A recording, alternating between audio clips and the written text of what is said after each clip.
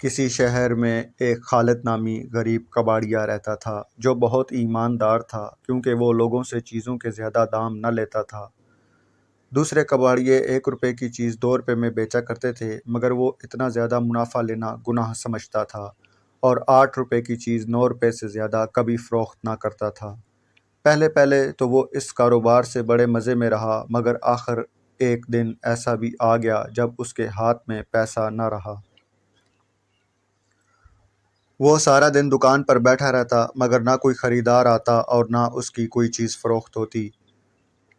مالک دکان اس سے کرائے کا تقاضا کرتے کرتے الگ تنگ آ گیا تھا۔ آخر تھک ہار کر ایک دن اس نے یہاں تک کہہ دیا کہ اگر 20 تاریخ تک تم نے دکان کا کرایہ ادا نہ کیا تو پھر تمہیں دکان فوراً خالی کرنا پڑے گی۔ یہ سن کر تو خالد بہت گھبرایا اور اس کے چہرے کا رنگ اڑ گیا۔ پھر گاہکوں کا انتظار کرتے کرتے 18 تاریخ ہو گئی، مگر خالد کے پاس کرایہ جمع نہ ہوا۔ وہ بہت پریشان تھا کہ کیا کرے گا اور کیا نہ کرے۔ آخر 18 تاریخ کی شام کو ایک امیر آدمی اس کی دکان پر آیا اور بہت دیر تک اس کی چیزیں دیکھتا رہا، مگر اسے کوئی چیز پسند نہ آئی۔ جب وہ واپس جانے لگا تو یکا یک اس کی نگاہ الماری کے اوپر ایک طرف باقی چیزوں سے الگ تھلگ رکھی ہوئی ایک صندوق پر پڑی۔ وہ جاتے جاتے رک گیا، خالد سے بولا، صندوقچی مجھے دکھاؤ۔ خالد نے صندوقچی اٹھا کر اس کے پاس رکھی اور ساتھ ہی بولا، آپ اسے دیکھ لیجئے، مگر میں اسے بیچ نہیں سکتا۔ امیر آدمی نے صندوقچی کو بغور دیکھا تو اسے بے حد پسند آئی، کیونکہ یہ صندوق نہ لکڑی کی تھی نہ لوہے کی، بلکہ کسی عجیب و غریب دھات سے بڑی خوبصورتی سے بنائی گئی تھی۔ اس نے خالد سے کہا، بولو اس کی کیا قیمت لوگے؟ خالد نے جواب دیا، میں اسے بالکل نہیں بیچ سکتا جناب۔ امیر آدمی نے کہا، معلوم ہوتا ہے اس طریقے سے تم اس کی قیمت بڑھانا چاہتے ہو۔ اچھا بولو کیا لوگے؟ مگر خالد نے جواب دیا، نہیں جناب، میں نے آپ سے پہلے کہہ دیا کہ میں اسے کسی قیمت پر نہیں بیچ سکتا۔ اچھا تو 2500 لے لو۔ امیر نے اصرار کیا، نہیں جناب۔ اچھا 5000؟ نہیں محترم، 5000 تو کیا، 50,000 بھی آپ دوگے تب بھی میں یہ نہیں بیچوں گا۔ امیر آدمی نے ذرا رک کر کہا، اچھا میں 1,00,000 دینے کے لیے تیار ہوں، اس سے زیادہ 1 روپیہ بھی نہیں۔ خالد نے پھر بھی انکار میں سر ہلا دیا، حالانکہ خالد کے لیے اس وقت 1 روپے 100 کے برابر تھا، اور اگر وہ 1,00,000 روپیہ لے لیتا تو اس کی مصیبت کے دن کٹ جاتے۔ مگر اس نے امیر کو صاف جواب دیتے ہوئے کہا، بات دراصل یہ ہے جناب، یہ صندوق میری نہیں بلکہ کسی دوسرے کی امانت ہے، پھر بھلا میں اسے کیوں کر بیچ سکتا ہوں؟ امیر آدمی نے جاتے ہوئے کہا، اچھا ممکن ہے کہ تم کل تک صلاح مشورے کے بعد بیچنے پر راضی ہو جاؤ، اس لیے میں کل پھر آؤں گا، اس عرصے میں جو کچھ سوچنا ہے تم سوچ لو۔ یہ کہہ کر امیر آدمی دکان سے اترا اور گاڑی میں بیٹھ کر چلا گیا۔ رات کو خالد گھر پہنچا تو اپنی بیوی سے بولا، تمہیں یاد ہوگا کہ 5-6 سال ہوئے ہمارے پڑوس میں ایک لڑکی رہتی تھی جس کا نام نعیمہ تھا، اور جب اس غریب کی ماں اچانک مر گئی تو ہم نے اسے ہمدردی کے طور پر کئی ہفتے اپنے پاس رکھا تھا۔ خالد کی بیوی نے جواب دیا، ہاں ہاں مجھے یہ واقعی اچھی طرح یاد ہے۔ خالد نے کہا، اور تم یہ بھی نہ بھولی ہوگی کہ کچھ عرصے کے بعد جب وہ یہاں سے اپنی خالہ کے ساتھ چلی گئی تھی تو جاتے وقت وہ اپنا صندوق ہمارے پاس بطور امانت چھوڑ گئی تھی، جو ابھی تک میری دکان میں محفوظ ہے۔ آج ایک امیر گاہک بڑی مہنگی قیمت پر خریدنے کے لیے تیار تھا، مگر میں اسے کسی طرح بیچ سکتا تھا۔ کیا دیتا تھا؟ بیوی نے بے صبری سے پوچھا۔ 1,00,000، خالد نے جواب دیا۔ تم نے بڑی غلطی کی، بیوی نے لالچ میں آ کر کہا، آج اگر تم اسے بیچ دیتے تو ہمارے وارے نیارے ہو جاتے، ہم تو پیسہ پیسہ کے محتاج ہیں، اس لیے ہم سے اتنی ایمانداری کس طرح نبھ سکتی ہے؟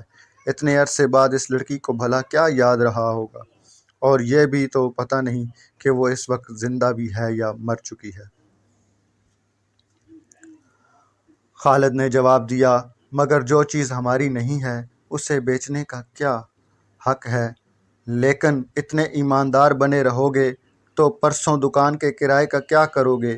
بیوی نے طنز سے کہا۔ جو ہوگا وہ دیکھا جائے گا۔ خالد نے سرد آہ بھرتے ہوئے کہا، ایمانداری نہ چھوڑوں گا مگر بدنامی مول لے لوں گا۔ یہی باتیں ہو رہی تھیں کہ دروازے پر کسی نے دستک دی۔ خالد نے اٹھ کر دروازہ کھولا تو ایک برقع پوش عورت اندر داخل ہوئی۔ خالد نے اسے دیکھتے ہی پہچان لیا۔ یہ عورت وہی نوجوان لڑکی نعیمہ تھی جو کبھی ان کے پڑوس میں رہتی تھی۔ تھوڑی دیر تک آرام سے بیٹھنے کے بعد اس نے کہا، چچا جان، آپ کے پاس میری ایک امانت صندوق پڑی ہوئی ہے، مجھے اس کی بہت ضرورت ہے۔ خالد نے یہ سنتے ہی مکان سے دکان کی راہ لی اور وہ صندوق لا کر نعیمہ کے ہاتھ میں دے دیا۔ نعیمہ نے اسے کھول کر اس کے پیندے پر ہاتھ رکھا، پھر خالد سے کہا، ذرا چراغ تو لانا چچا جان۔ خالد چراغ لایا تو اس نے پیندے میں بنی ہوئی تصویر کے سر پر ہاتھ رکھ کر زور سے دبایا۔ پیندہ ایک دم اوپر اٹھا اور اس کے اندر سے ایک کاغذ کا پرزہ نکلا۔ نعیمہ نے غور سے پڑھا تو اس پر لکھا تھا کہ ہمارے مکان میں درخت کے نیچے ایک برتن دبا ہوا ہے، اس میں کئی لاکھ کا زیور ہے، جب بھی تمہیں روپوں کی ضرورت پڑے تو زیور نکال لینا۔ یہ نعیمہ کی ماں کے ہاتھ کی تحریر تھی جس میں اسے وصیت کی گئی تھی۔ نعیمہ نے اسے وقت خالد کو ساتھ لیا اور اپنے مکان کا دروازہ کھولا، پھر درخت کے نیچے سے زمین کھودی تو وہاں سے زیورات کا بھرا ہوا برتن نکل آیا۔ اس کی خوش قسمتی میں اب کیا شبہ تھا، وہ غریب مسرور تھی۔ اس موقع پر جو اس دن اس کا امیر آدمی سے معاملہ ہوا تھا، خالد نے اسے سارا واقعہ سنایا کہ کس طرح آج ہی ایک امیر آدمی اسے صندوق کا 1,00,000 روپیہ دے رہا تھا، لیکن اس نے دینے سے صاف انکار کر دیا تھا۔ نعیمہ کو خالد کی ایمانداری پر بہت خوشی ہوئی اور کہنے لگی، چچا جان، اگر آپ یہ صندوق فروخت کر دیتے تو میں لٹ جاتی، کیونکہ مجھے کل ہی میری خالہ نے بتایا تھا کہ تمہارے پاس جو صندوق تھی اس کے پیندے میں تمہاری والدہ نے تمہارے لیے کاغذ کا ایک رکا مرتے وقت رکھا تھا۔ میرا خیال ہے اس میں تمہارے لیے کوئی خاص بات لکھی ہوگی، اور عجب نہیں کہ اپنی ماں کی ہدایات پر عمل کرنے سے تمہیں کوئی خاص فائدہ پہنچے۔ وہ بتانے لگی کہ خالہ کی یہ بات سن کر میں فوراً یہاں چلی آئی۔ اب مجھے یقین ہو گیا کہ آپ اگر ایسے ایماندار نہ ہوتے تو مجھے یہ زیور کبھی نہ ملتا، اس لیے اب آپ کو اس میں سے آدھا حصہ لینا ہوگا جو کہ میں اپنی خوشی سے آپ کو دیتی ہوں۔ خالد نے بہت انکار کیا مگر نعیمہ کسی طرح نہ مانی۔ تب خالد کو نصف زیور لینا ہی پڑا۔